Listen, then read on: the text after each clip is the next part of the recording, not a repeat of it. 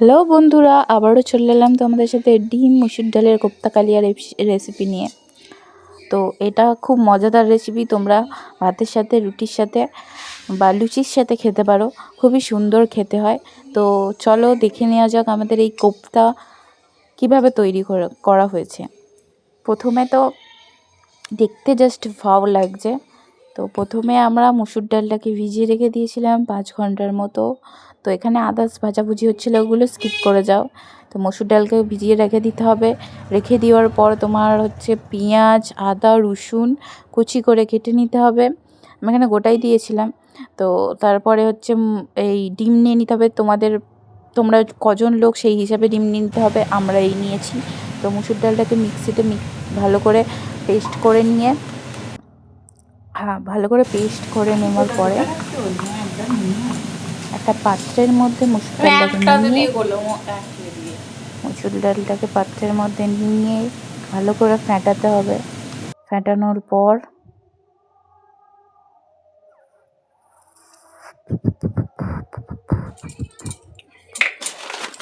পর ডিমগুলো একে একে দিয়ে দিতে হবে। দেওয়ার পর ভালো করে ফেটিয়ে নিয়ে ডিম দেওয়ার পর তোমার নুন, হলুদ, লঙ্কা দিয়ে ভালো করে ফেটাতে হবে। ফেটানোর পর তোমাদের ওটাকে কড়াতে ভাজতে হবে।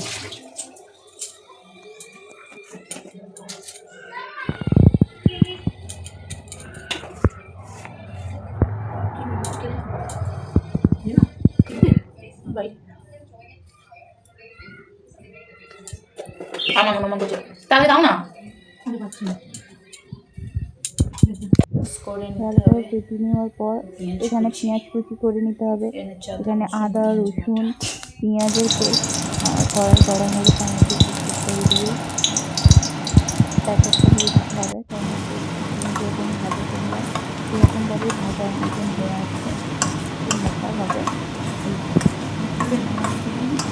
তো এটাকে ওদের কালার করে ভালো করে ভেজে নিয়ে তুলে পিস পিস করে কেটে নিতে হবে। তারপর কড়াইতে আবার চেষ্টা করে দিয়ে 5 ফোড়ন, তেজপাতা, লঙ্কা ভেজে নিতে হবে ভালো করে। তারপর এটাকে পিস পিস করে কাটা হবে। সুন্দর করে তোমরা একটা শেপ দিয়ে দেবে, যেরকম ইচ্ছা তোমাদের শেপ দিতে পারো। আমরা এখানে ছোট্ট শেপ দিয়েছিলাম। তো এটা খুব দারুণ খেতে হয়। তো একবার বানিয়ে দেখো, খুব সুন্দর খেতে হয়। এটা পিস পিস করে কেটে নিতে হবে। তোমরা চাইলে বড় পিসও করতে পারো, আমরা ছোট ছোট পিস করেছি।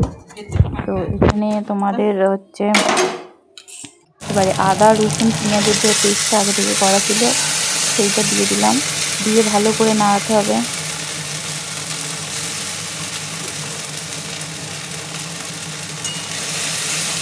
ভালো করে নাড়িয়ে তার মধ্যে বাকি মশলাপাতিগুলো, যেমন হচ্ছে নুন, হলুদ, লঙ্কা, কাশ্মীরি লঙ্কা, আর অনেক কিছু দিতে হবে।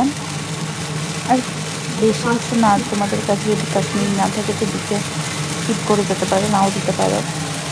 আর এই যে তোমাদের হলুদ পড়ে গেছে, লঙ্কা পড়ে গেছে, এবারে ভালো করে নিয়ে কষানো হবে।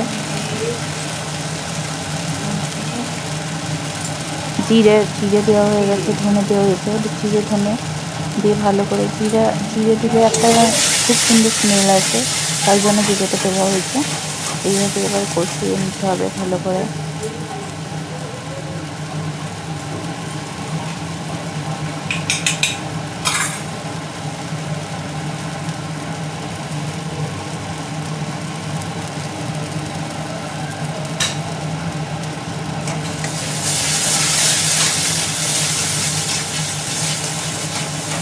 কষিয়ে নেওয়ার পর এর মধ্যে সেই পাঁচটাকার জল অ্যাড করতে হবে। জল অ্যাড করে ভালো করে কষিয়ে নিতে হবে।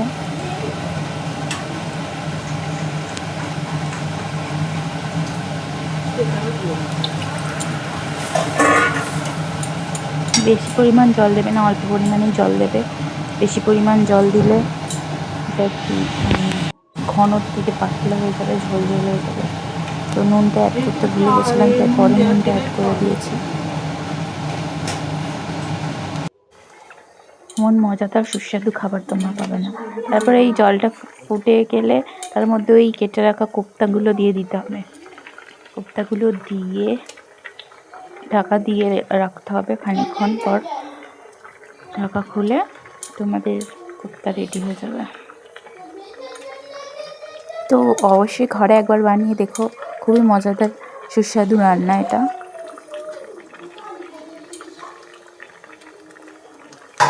তো এর মধ্যে একটু শাহি গরম মশলা অ্যাড করা হচ্ছে। অ্যাড করে ভালো করে কষিয়ে